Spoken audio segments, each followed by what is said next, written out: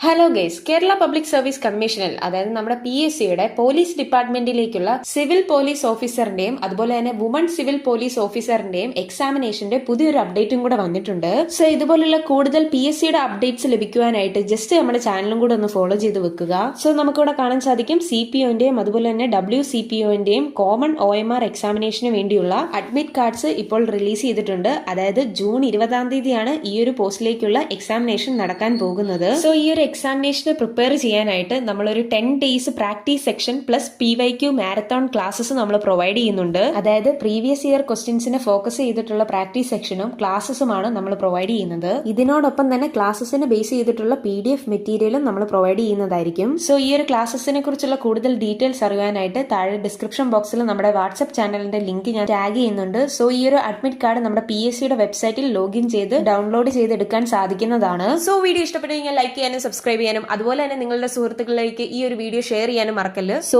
Thanks for watching this video.